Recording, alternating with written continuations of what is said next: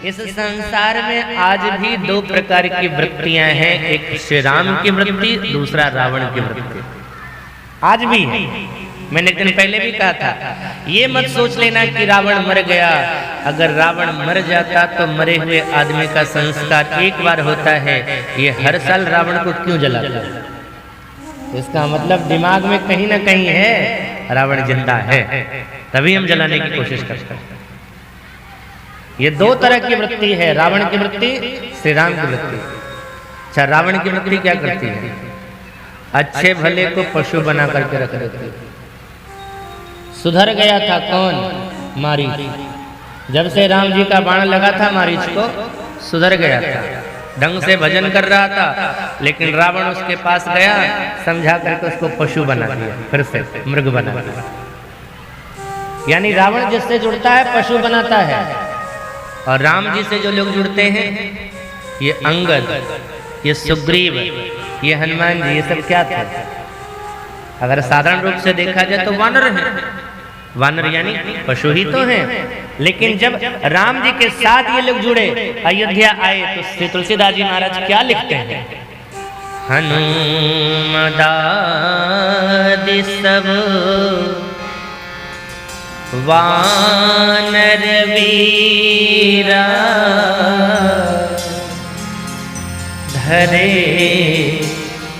मनोहर मनुज शरीरा।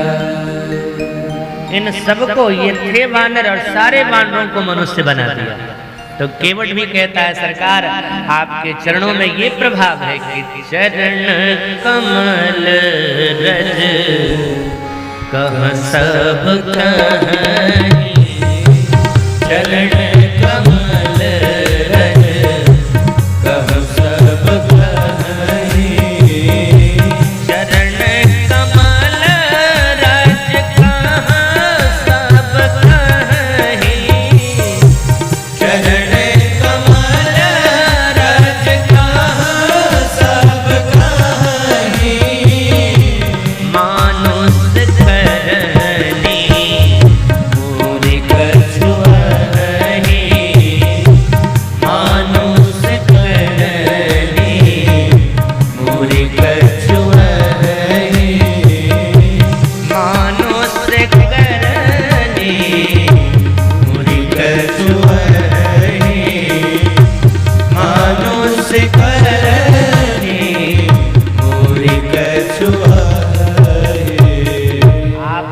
चरण औषधि के जैसे हैं जो शिला को भी मनुष्य बना दे।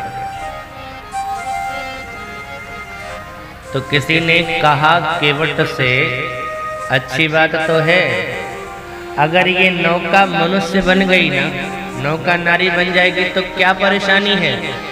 केवट ने कहा, परेशानी ही परेशानी है, क्योंकि नौका है तो घाट पर बैठेगी, और नारी बनेगी तो न घाट की रहेगी और न घर की रहेगी। क्यों? बोले वहां जो पहले से घर में बैठी है वो क्या करेगी? अगर ये नारी बन गई ना तो घाट से तो गई, लेकिन जब घर जाएगी तो घर वाली जो पहले से है वो घर वाली घुसने नहीं देगी, तो न घर की रहेगी न घाट की रहेगी। अच्छा, एक बात बताओ, केवट से किसी ने कहा, तुम भगवान का चरण प्रक्षालन करना क्यों चाहते हो? अरे तुम्हारे पास भगवान भाव से आए हैं। केवट ने कहा, ये गलत बात है, मुझे नहीं लगता कि भाव से आए हैं। क्यों? बोले भाव तो और भी लोगों के पास होगा, लेकिन उनके पास नहीं गया भगवान, भगवान मेरे पास आ गया। इसका मतलब है कि भगवान भाव के कारण नहीं बल्कि इस नाव के कारण आया है, और जिस कारण भगवान आया है उस कारण को मैं कैसे हटाऊं? अगर ये नौका नहीं रहेगी, नौका चली जाएगी, तो फिर समस्या ये होगी कि भगवान भी दोबारा नहीं आएगा। नौका रहेगी, साधना होगी तो बार बार भगवान आएगा, लेकिन जब साधना ही गायब है तो जिस साधना से भगवान आया है वो भगवान दोबारा नहीं आएगा। और सबसे बड़ी ये समस्या है, अगर घर में पहुंचेगी वो नारी तो पत्नी को क्या समझाएंगे हम? घर नहीं घर क्यों समझाई? वो तो यही कहेगी नाव बेच करके लेकर के आए हो इसको और हमसे कहते हो नाव नारी हो गई है।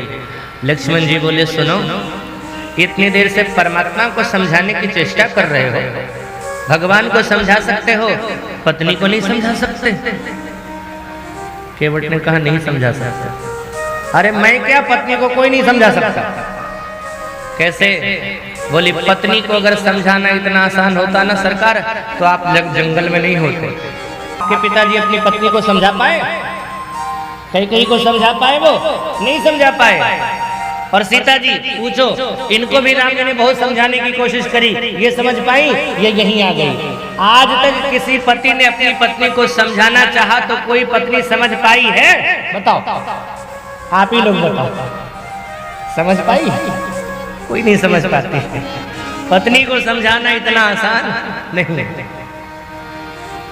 हम भगवान को समझा सकते हैं लेकिन पत्नी को नहीं समझा सकते हैं। केवट ने कहा सरकार पार जाना है आपको? भगवान बोले तो यहाँ आकर के बैठे हैं काय के लिए? पार जाने के लिए तो आए हैं। तो केवट ने कहा जो प्रभु पार अवश्य गाछ, जो प्रभु पार अवश्य गाछ, जो प्रभु पार अवश्य गाछ, जो प्रभु पार अवश्य गाछ, मोहि पद पदोम पखारन कहो, मोहि पद पदोम पखारन कहो, मोहि पद पदोम पखारन कहो, मोहि पद पदोम पखारन कहो। सरकार समस्या आपसे नहीं है बल्कि आपके चरण कमल के रज से है। आपके रज को धो लूंगा, बिठा के नौका में इस पार से उस पार कर दूंगा।